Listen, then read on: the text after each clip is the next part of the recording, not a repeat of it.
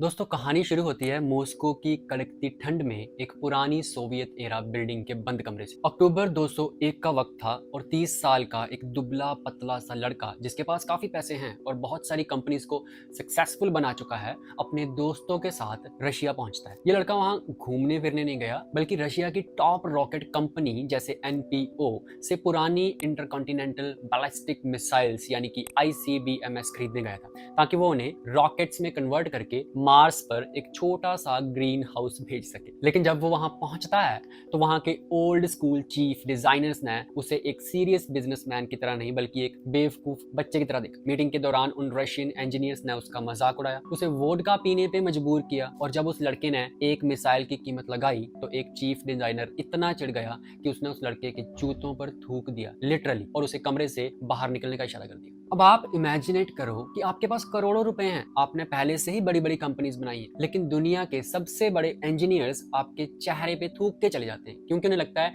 कि आपके पास ना तो कोई डिग्री है ना ही कोई एक्सपीरियंस है, ऐसे ही मुंह उठा के चले आए। फ्लाइट में वापस आते वक्त वो लड़का बिल्कुल खामोश था और उसके दोस्त सोच रहे थे कि शायद अब ये पागलपन खत्म हो जाएगा, लेकिन तभी एक चमत्कार होता है। वो लड़का अपने लैपटॉप पर एक स्प्रेडशीट एक्सेल शीट खोलता है और अपने दोस्तों को दिखाता है कि कैसे वो खुद का रॉकेट बना सकता है, और वो भी बहुत सस्ते में। जब दोस्तों ने पूछा कि भाई तूने ये सब कहां से सीख लिया, तो उसका जवाब बहुत ही सिंपल था, रॉकेट्स के लिए मैंने किताबें पढ़ी हैं, जिसको बनाने के लिए इतने साल लगा दिए नासा ने, इतने साल लगा दिए इसरो ने, इतने साल लगा दिए रशिया ने, और वो सिंपली बोल रहा है कि मैंने किताबें पढ़ी हैं यार, मुझे पता है ऐसे बन जाएगा।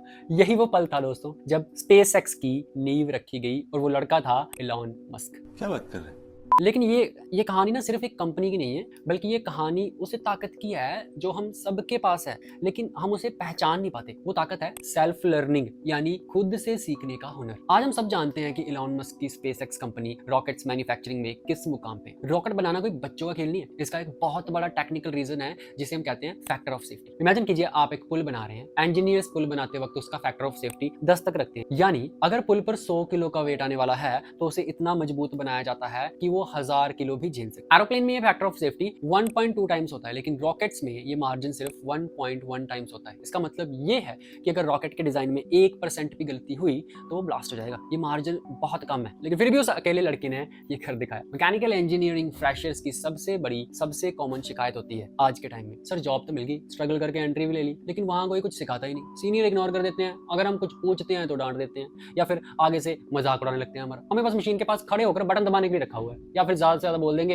ये एक्सेल शीट भी भर देना, इतने कंपोनेंट बना दिए। आप मशीन के पास खड़े हैं, सीएनसी का स्पिंडल घूम रहा है, चिप्स उड़ रहे हैं, और आप चाहते हैं कि प्रोग्रामर आपको बताए कि उसने ऑफसेट कैसे लिया, उसने जी कोड में चेंज क्यों किया, लेकिन वो आपको घूरता रहता है और ज्यादा ही चिड़ा हुआ होगा तो बोल देगा चल साइड हो यार, जाके वो कंपोनेंट लेके आ और लोड कर, बाकी बाद में बताता हूँ। और अगर फिर भी हम बार बार पूछें तो फाइनली बोल देगा ठीक है यार, बता दूंगा, परसों बता दूंगा, अगले हफ्ते आ जाना, संडे को आ जाना, लेकिन वो बात कभी नहीं आती। देखो ये सिचुएशन बहुत फ्रस्ट्रेटिंग होती है, ये चीज मैं मानता हूँ, मेरे साथ ये बहुत ज्यादा हुई है जिसकी कोई हद नहीं है, लेकिन सच ये है कि ये प्रॉब्लम आपकी नहीं है, ये प्रॉब्लम इंडस्ट्री की साइकोलॉजी की है। इससे पहले कि हम सोल्यूशन पर आए कि इसके लिए करना क्या है, कैसे बिना किसी के सिखाए एक्सपर्ट बनना है, हमें ये समझना होगा कि सीनियर या हमारे जो पहले एम्प्लॉय होते हैं वो ऐसा करते क्यों हैं, क्योंकि जब तक आप ये चीज नहीं समझेंगे आप उन्हें ब्लेम करते रहेंगे सारी जिंदगी और सोल्यूशन नहीं ढूंढेंगे। आप कहेंगे कि वो नहीं सिखा रहे, इस वजह से हम आगे नहीं बढ़े।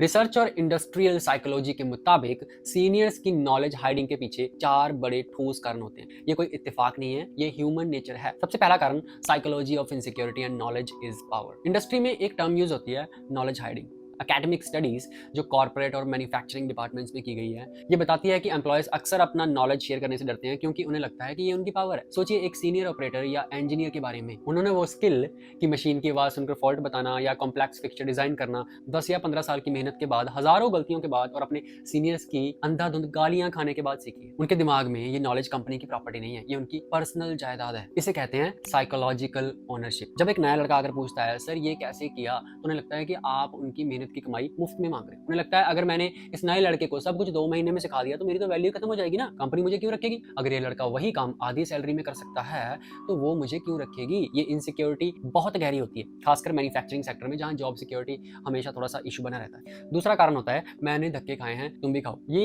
एक बहुत टॉक्सिक लेकिन बहुत कॉमन माइंडसेट है, जिसे हम हेजिंग भी कहते हैं। बहुत से सीनियर का मानना होता है कि मैकेनिकल इंजीनियरिंग स्पून फीड करके नहीं सिखाई जाती। वो कहते हैं मेरे उस्ताद ने मुझे लात मार के सिखाया था, मैंने चोरी चोरी देखकर सीखा है, मैंने रातें काली की है, इस तरह से आती है मैकेनिकल इंजीनियरिंग। तो वो चाहते हैं कि आप भी वही रास्ते से गुजरे। उन्हें लगता है कि स्ट्रगल से ही चीजें आती हैं, आराम से नहीं आ सकती। तीसरा है फियर ऑफ बीइंग रिप्लेस्ड। हम एक कैपिटलिस्ट दुनिया में रहते हैं। कंपनीज हमेशा कॉस्ट कटिंग के बारे में सोचती है। एक फ्रेशर जो नई टेक्नोलॉजी जानता है और कम सैलरी पे 12 घंटे काम करने को तैयार है, वो एक महंगे सीनियर के लिए थ्रेट होता है। सीनियर को लगता है अगर मैंने इसे अपने सारे ट्रेड सीक्रेट बता दिए तो मैनेजमेंट सोचेगी कि सीनियर की क्या जरूरत है भाई, निकालो इसे। और चौथा रीजन होता है lack of time and incentive. देखो हमें ये भी समझना होगा कि इंडस्ट्री कोई कॉलेज नहीं है, वहां सिलेबस कवर करने का प्रेशर नहीं होता, वहां प्रोडक्शन टारगेट मीट करने का प्रेशर होता है। अगर मशीन रुकती है तो कंपनी का लाखों का नुकसान होता है। एक सीनियर के ऊपर मैनेजमेंट का डंडा होता है आउटपुट लाने का, ट्रेनिंग देने का नहीं। ज्यादातर कंपनीज में सीनियर्स को फ्रेशर्स को ट्रेन करने के लिए कोई एक्स्ट्रा पैसे या रिवॉर्ड नहीं मिलता। उल्टा अगर वो आपको सिखाने में टाइम लगाते हैं और प्रोडक्शन लेट हो जाता है तो डांट और बढ़ती है। तो अगर उनके नजरिए से सोचिए, आपको सिखाना उनके लिए लॉस लॉस सिचुएशन, टाइम भी जाए, प्रोडक्शन भी लेट हो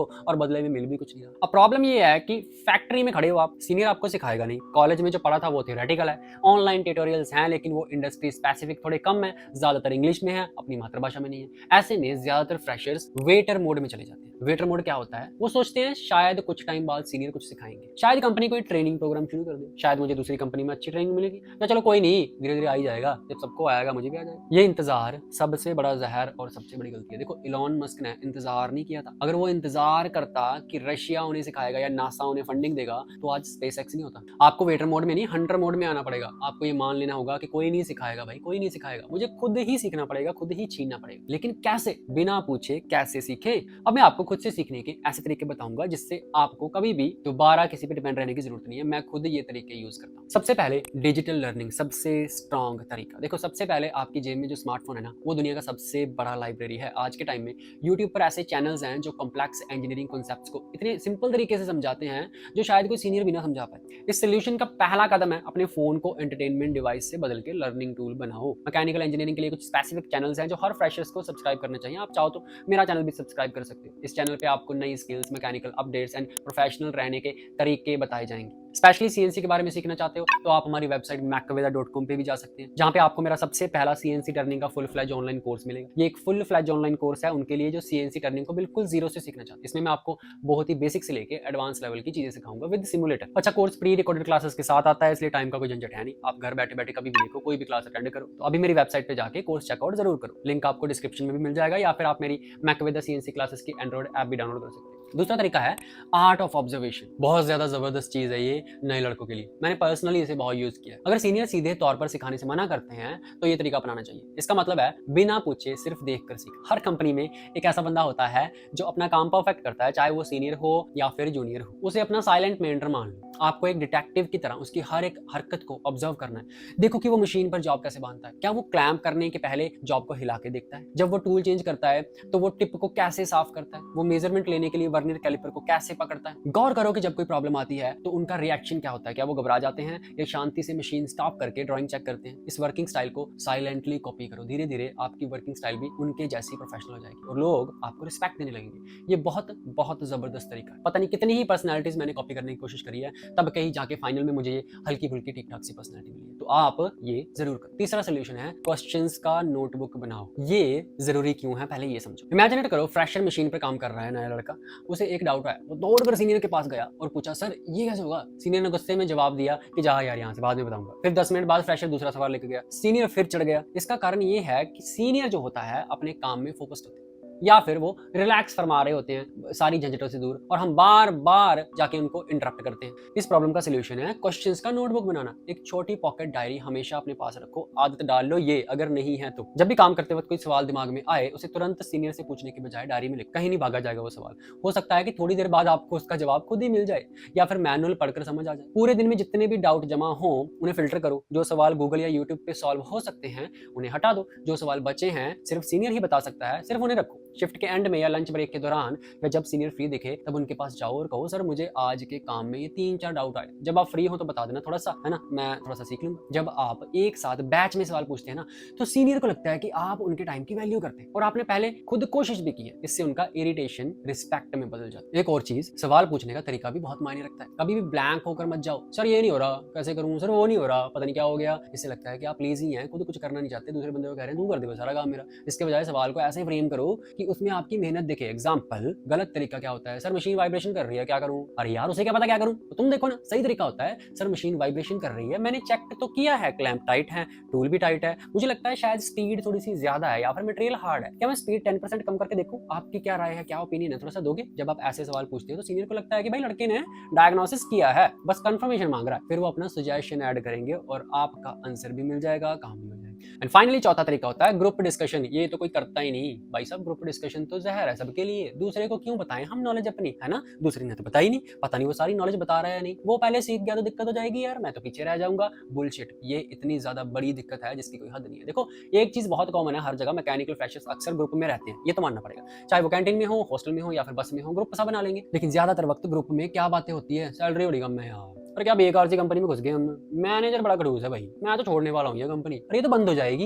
ये नेगेटिव बातें और गॉसिप आपको मेंटल स्ट्रेस के अलावा और कुछ नहीं देगी। इस लैक ऑफ मेंटरशिप का तोड़ आपके दोस्तों के पास ही है। आपको अपने पीर ग्रुप का कल्चर बदलना होगा बस, फालतू की गॉसिप की बजाय प्रोडक्टिव डिस्कशन शुरू करो भाई। सोचो अगर आप प्रोडक्शन डिपार्टमेंट में हैं और आपका दोस्त क्वालिटी डिपार्टमेंट में, तो आप दोनों के पास अलग अलग नॉलेज है, आप उसे बता सकते हैं कि मशीन सेट कैसे होती है और वो आपको बता सकता है कि पार्ट रिजेक्ट क्यों होते हैं, और वर्नियर, माइक्रोमीटर, इन सब से चेकिंग कैसे होती है। इससे क्रॉस फंक्शनल नॉलेज बढ़ती है। अपने दोस्तों के साथ मिलकर केस स्टडीज डिस्कस करो, जैसे आज लाइन नंबर 2 पे ब्रेकडाउन क्यों हुआ, क्या बैरिंग फेल हो गया था क्या यार, लुब्रिकेशन में कमी लग रही थी यार, नहीं। ऐसी चर्चा से आप दूसरों की गलतियों और एक्सपीरियंस से सीखते हैं बिना खुद को गलती किए। ज्यादातर पूरे ग्रुप में एक या दो ऐसे लड़के होते हैं जिनको काफी नॉलेज होता है और बाकी सारा ग्रुप जो होता है वो उसकी नॉलेज की धज्जियां उड़ाने में लगा होता है। इससे क्या फायदा होगा आपको? अरे भाई साहब उससे कंफर्टेबल करवाओ, अपनी नॉलेज शेयर करो, उसको बताओ कि हम नॉलेज लेन देन करने के लिए बैठे हैं। हो सकता है मेंटर से ज्यादा वो दो स्मार्ट लड़के आपको इतना सिखा दें जिसकी कोई हद। देखो भाई मैकेनिकल इंजीनियरिंग इंडस्ट्री में मेंटरशिप की कमी है, ये तो एक कड़वी सच्चाई है, लेकिन ये आपके करियर का फुल स्टॉप नहीं है। हकीकत ये है कि दुनिया के बेहतरीन इंजीनियर्स वही बनते हैं जिन्होंने खुद ठोकरें खा के सीखा। जब कोई सिखाने वाला ना हो ना, तो सीखने की भूख